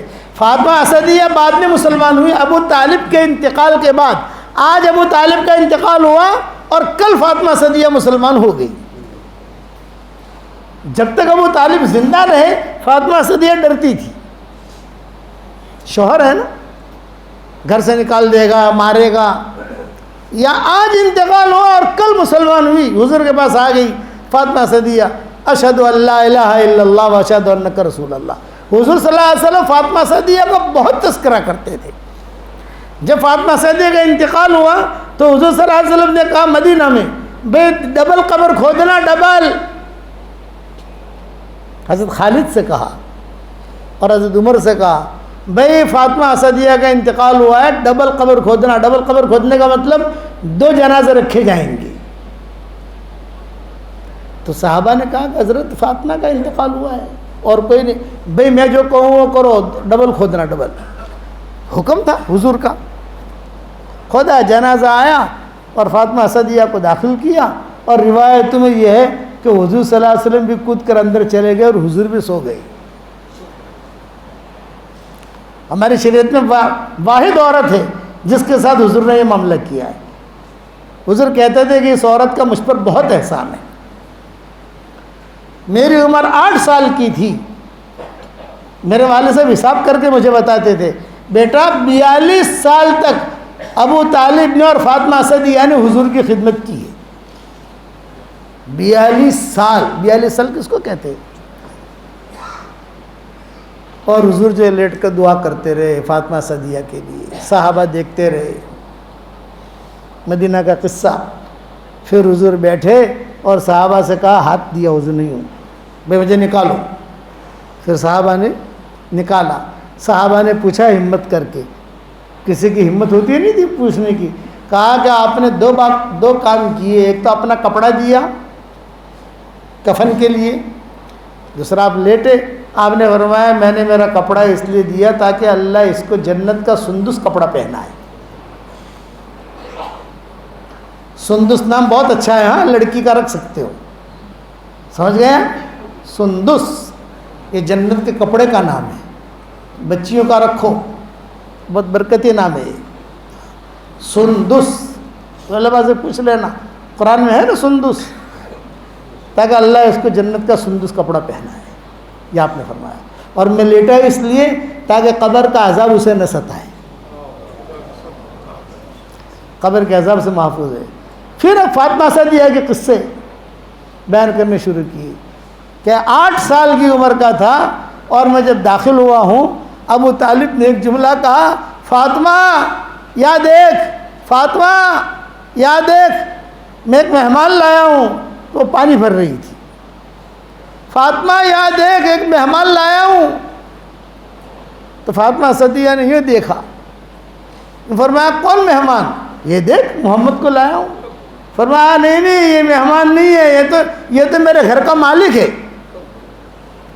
اور آگے آ کر مجھے سینے سے لگا دیا، کبھی بھی مجھے میری ماں کی یاد نہیں آئی، میرے باپ کی یاد نہیں آئی، کوئی بھی چیز اچھی آتی کھانے کی تو جتنے بچے ان کے بھی تو لڑکے تھے نا حضرت ابو طالب کے، یہ کہا کبھی ان کے لیے نہیں رکھتی تھی، یہ محمد کے لیے کوئی نہ کھائے، جیسے دودھ آ گیا، کوئی کھجوریں آ گئی، اوپر رکھ دیتی تھی، بیٹا محمد تمہارے لیے ہے، وہ تم کھانا۔ صبح صبح سب سے پہلے مجھے غسل کرواتی تھی اور مجھے جو ہے ٹھیک ٹھاک کر کے بٹھا دیتی تھی باہر، باقی جو بھی ہے وہ بعد میں۔ اسی لیے حضور صلی اللہ علیہ وسلم فرماتے جب مدینہ منورہ آ گئی تو امہات المومنین کو کہتے حضور صلی اللہ علیہ وسلم، بھئی آج کی رات مجھے کہاں گزارنی ہے؟ فلاں کے یہاں نہیں، آج فاطمہ اسدیہ کے ساتھ گزاروں گا۔ حضرت فاطمہ کو کہتے بیٹا آج تمہارے یہاں آؤں گا، میں رات گزاروں گا۔ ایک طرف فاطمہ اسدیہ ہوتی، ایک طرف حضرت فاطمہ ہوتی، ایک طرف حضرت علی حضور صلی اللہ علیہ وسلم ہوتے، اور بچپن کی باتیں مذاکرے کرتے، بچپن میں یہ ہوا، بچپن میں ہوا۔ اس پر میرے ابا کہتے تھے 42 سال تک خدمت کی ہے، 42 سال تک۔ مجھے ذرا کچھ عورتیں تھیں، ام ایمن، ام ہانی، فاطمہ صدیہ، حضرت حلیمہ، شیمہ، یہ آپ کی رضائی بہن تھی، حلیمہ کی بیٹی تھی شیمہ، ان کے تذکرے حضور اور حضرت خدیجہ، ان کے تذکرے اپنے مجلس میں حضور صلی اللہ علیہ وسلم بہت کرتے ماؤں کے سامنے۔ تو کبھی کبھار حضرت عائشہ ناراض ہو جاتی، کبھی کوئی اچھا گوشت آ گیا تو کہتے بھائی چلو خدیجہ تو نہیں ہے لیکن خدیجہ کی جو سہیلیاں ہیں ان کو گوشت بھیجو۔ حضرت عائشہ کہتے کہ آپ جب دیکھو تو بڑھیا کا تذکرہ کرتے رہتے ہیں آپ، ہم تو جوان ہیں، میں تو کنواری ہوں، میں تو یہ ہوں یہ ہوں۔ حضور فرماتے سب کچھ ہے لیکن خدیجہ کے احسانات میں نہیں بھول سکتا۔ تو ابو طالب کو بھیجا فاطمہ صدیہ نے، فوراً جاؤ بات کر کے آؤ۔ ابو طالب آئے، حضرت خدیجہ سے بات کی، آپا ہم نے ایسا سنا ہے کہ آپ نے محمد سے بات کی ہے۔ حضرت خدیجہ نے کہا کہ ہاں کی ہے۔ تو کہا کہ بھائی آپ کی عمر یہ ہے، محمد کی عمر یہ ہے، فرق ہے نا عمر کا، اور دوسرا یہ کہ آپ کے گھر والے کیسے تیار ہوں گے؟ حضرت خدیجہ نے کہا وہ فکر آپ کو نہیں کرنی، میرے گھر والوں کو تیار کرنا وہ ساری ترتیب میں کروں گی۔ ابو طالب نے کہا بھائی تمہارے والد کیسے تیار ہوں گے؟ بعض علماء نے لکھا ہے کہ والد کا انتقال ہو چکا تھا، اور بعض علماء نے لکھا ہے کہ والد ابھی حیات تھے۔ تو حضرت خدیجہ نے کہا میرے والد کا بھی فکر مت کرو، روزانہ مغرب کے بعد سورج غروب ہونے کے بعد میرے ابا کو 1 بوتل شراب کی پلاتی ہوں، لیکن کوئی خاص کام ہوتا ہے نا تو 2 بوتلیں پلا دیتی ہوں، جس دن نکاح ہوگا اس دن 2 بوتلیں پلا دوں گی، تو وہ چیک پر دستخط کر لیں گے، اوکے اوکے اوکے، سمجھئے نا، اوکے۔ نکاح کی تاریخ طے ہوئی، حضور صلی اللہ علیہ وسلم گئے، ابو طالب نے خطبہ پڑھا اور خطبے میں کہا کہ مال کے اعتبار سے تمہارے پاس مال بہت زیادہ ہے، لیکن میرا بھتیجا، میرا بیٹا، یہ عزت، کرامت، رحمت اس میں تم سے بہت بڑا ہوا ہے۔ حضرت خدیجہ نے کہا کہ صحیح ہے، بہت بڑا ہوا ہے۔ غرفہ خاص میں گئے، جب غرفہ خاص میں گئے یعنی شب عروسی کے لیے، تو حضرت خدیجہ نے ہاتھ پکڑا اور ہاتھ پکڑ کے کہا کہ حضرت دیکھیے میرا ارادہ کچھ اور نہیں ہے، صرف میں نے آپ کو اتنا میں آپ سے وعدہ لینا چاہتی ہوں، آپ کی پیشانی سے مجھے نبوت کا نور ٹپکتے ہوئے دکھائی دے رہا ہے۔ ایک زمانہ آئے گا کہ اللہ آپ کو نبی بنائے گا، جب اللہ آپ کو نبی بنائے مجھے طلاق مت دے دینا۔ اس پر حضور بہت روئے، آپ فرماتے ہیں میں بہت رویا کہ ایک زمانہ آئے گا کہ اللہ تمہیں نبی بنائے گا تو مجھے اپنے حرم سے نکال مت دینا۔ آپ نے فرمایا میں بے غیرت نہیں ہوں۔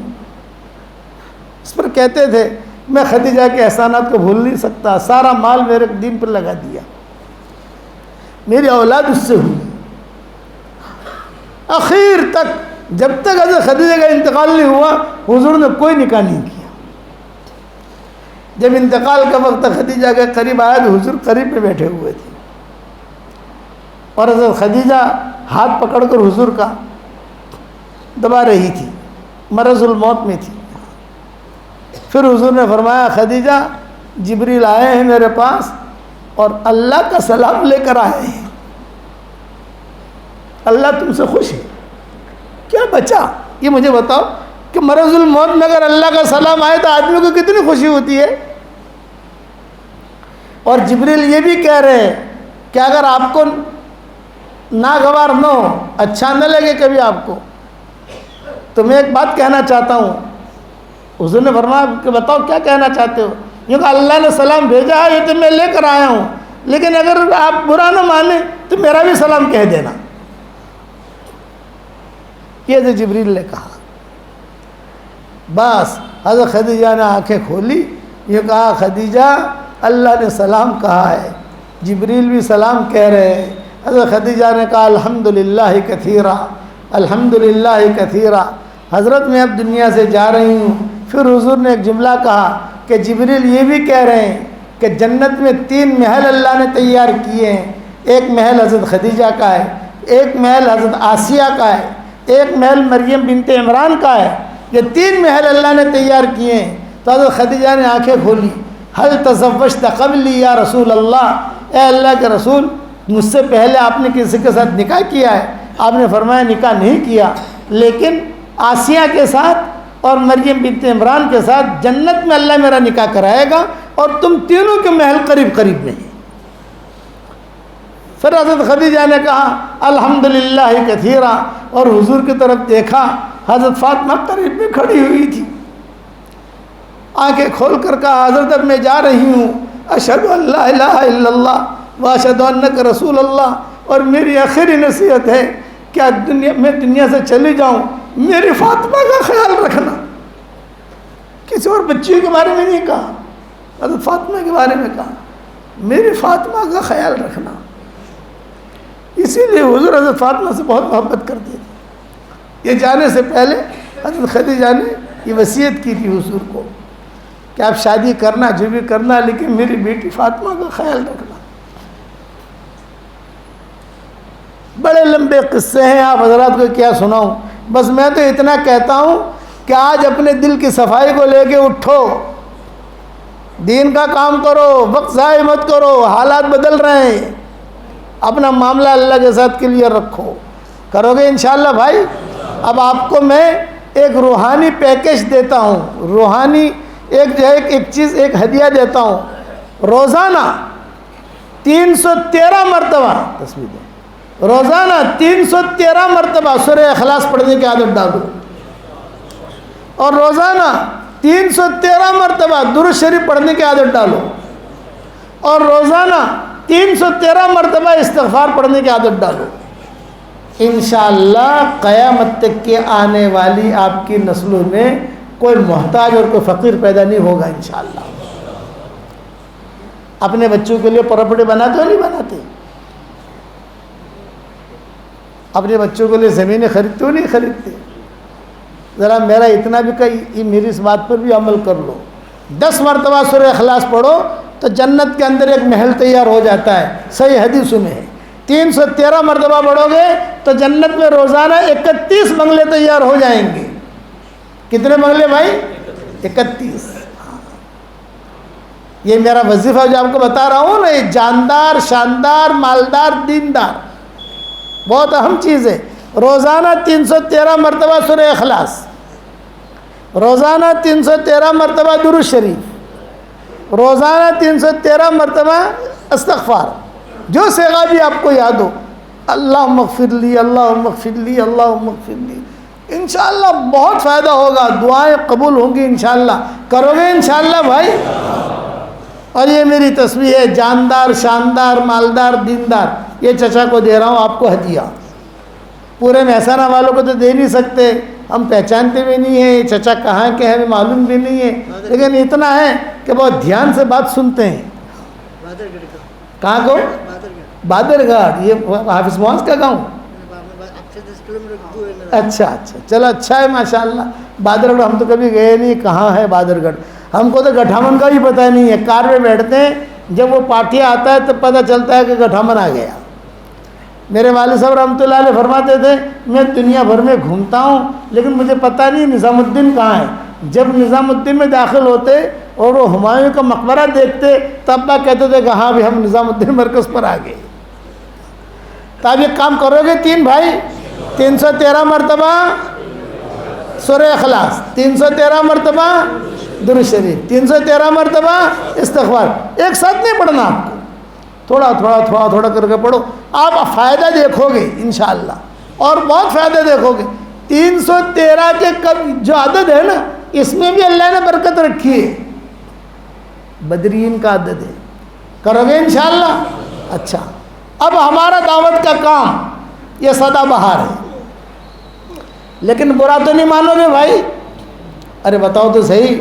میرے والد صاحب رحمۃ اللہ علیہ فرماتے تھے دعوت کا کام سدا بہار ہے، لیکن صفات کے ساتھ کریں تو سدا بہار ہے، بغیر صفات کے کریں تو سدا بہار نہیں ہے، وہ پکنک ہے۔ اس لیے دعوت کا کام پکنک کی نیت سے نہیں کرنا۔ میں بیٹھا ہوا تھا، دو نوجوان تھوڑا دور باتیں کر رہے تھے، اللہ کو بڑیو مشورہ اندر کشمیر نے رخ مڑی رہی سے ہیڈ یار جاتا بھی ہے اپنے کشمیر جوتا اوشو اکڑا دعوت ہوئی تھا فری ناوشو رہا ٹینشن فری تھا وہ یار گھر بیٹھے بیٹھے بیڑی تھی لڑائی تھے ایسے باؤ تھی لڑائی تھے ایسے ارے اور رخ بہو ہارو سے تو میں نے خالی قریب جا کر کہا السلام علیکم، آپ کو جماعت میں نکلنے کا ثواب نہیں ملے گا، مول صاحب معاف کر دو معاف کر دو معاف کر دو۔ اس لیے دعوت کا میں دو لوگوں کو کہتا ہوں، مکہ مدینہ پکنک کی نیت سے نہیں، بڑی جگہ ہے، بڑوں کی جگہ ہے، عمرے کے لیے آؤ، حج کرو، اسی طریقے سے دعوت کا کام کرو پکنک کی نیت سے نہیں، اللہ کے لیے کرو تو کچھ ملے گا آپ کو، ورنہ آدمی خالی ہاتھ واپس آئے گا۔ جہنم میں سب سے پہلے مشرک نہیں جائے گا، جہنم میں سب سے پہلے یہودی نہیں جائے گا، جہنم میں سب سے پہلے نصرانی نہیں جائے گا، جہنم میں سب سے پہلے مجوسی نہیں جائے گا، تو جہنم میں سب سے پہلے کون جائے گا؟ وہ دین کے کام کرنے والے جائیں گے جن کی نیتوں میں کھوٹ تھا، نیت میں کھوٹ تھا، انہیں کے ذریعے سے اللہ جہنم کو بھڑکائے گا۔ یہ شاعر کا جملہ ہے کہ نہیں حدیث میں؟ ابا بھرے مجمع میں کہتے تھے، رائیونٹ کے بڑا اجتماع وہاں ہوتا تھا، بھئی میری بات کان کھول کے سن لو، حشر کے میدان میں مجھے پکڑنا مت، اب بھائی بھی کہتے تھے حشر کے میدان میں مجھے پکڑنا مت، یہ مت کہنا کسی نے مجھے ہمیں بتایا نہیں تھا۔ پھر کہتے تھے دین کا کام کرتے کرتے کوئی اگر بگڑ گیا وہ کعبے کے اندر جا کر بھی سدھرے گا نہیں، یہ ابا کہتے تھے۔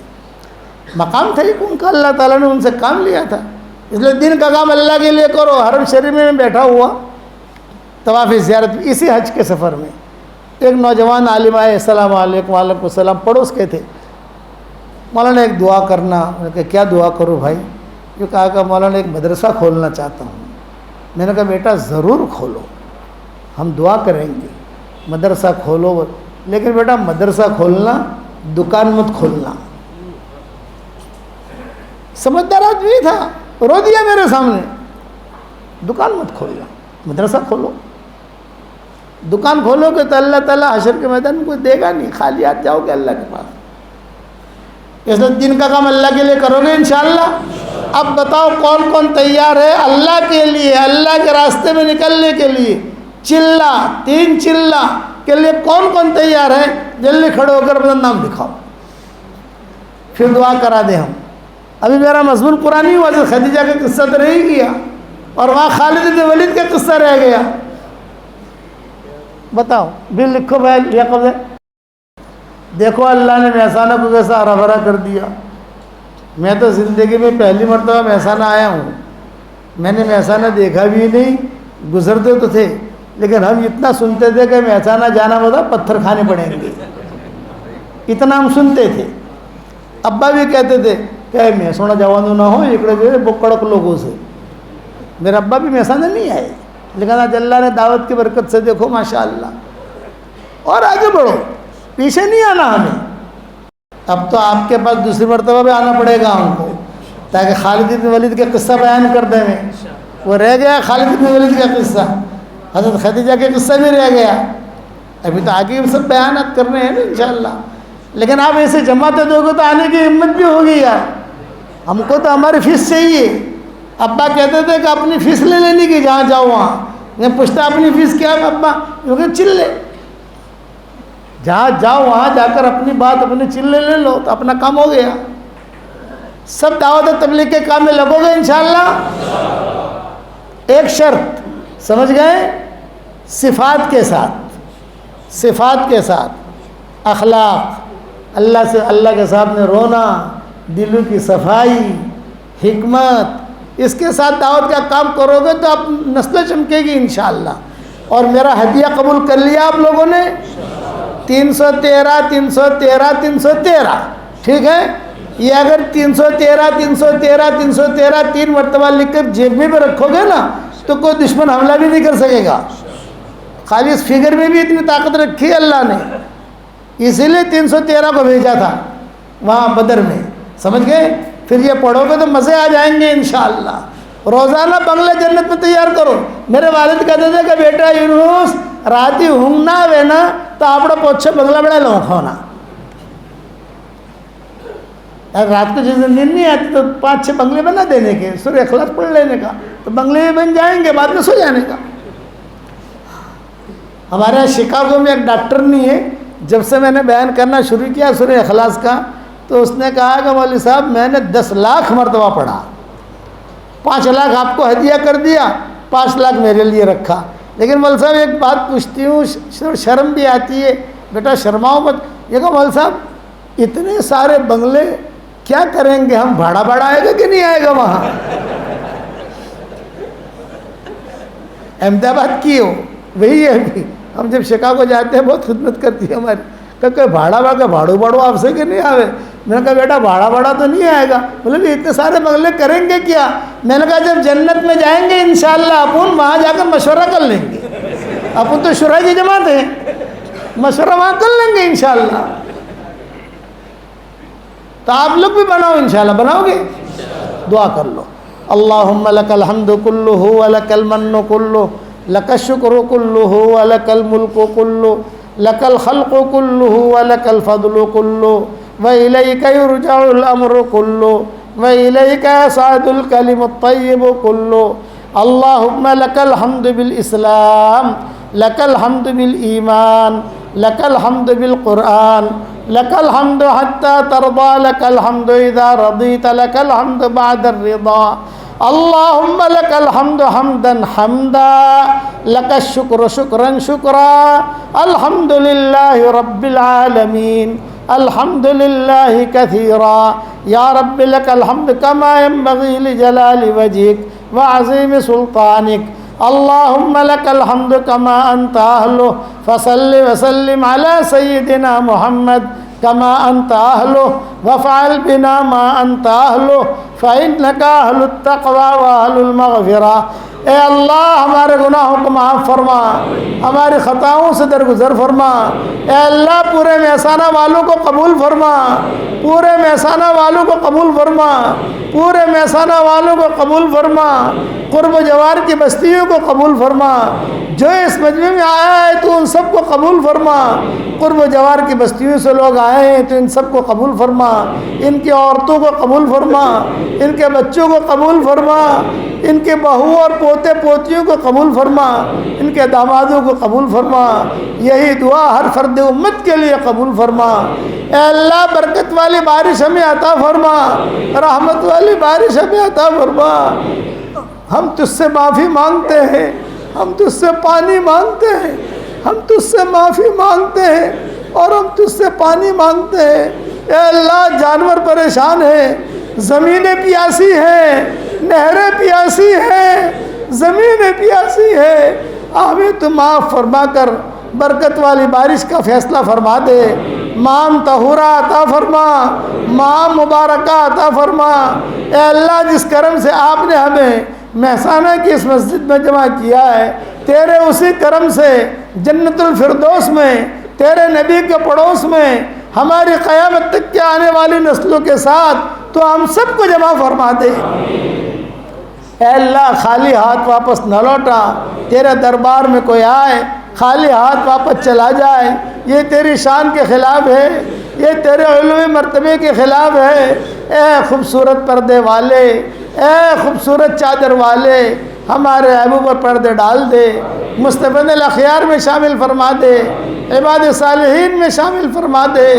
جو کام کرنے سے آپ خوش ہوتے ہوں وہ کام کرنے کی ہمیں توفیق عطا فرما، جو کام کرنے سے آپ ناراض ہوتے ہوں اس سے ہمیں بچنے کی توفیق عطا فرما۔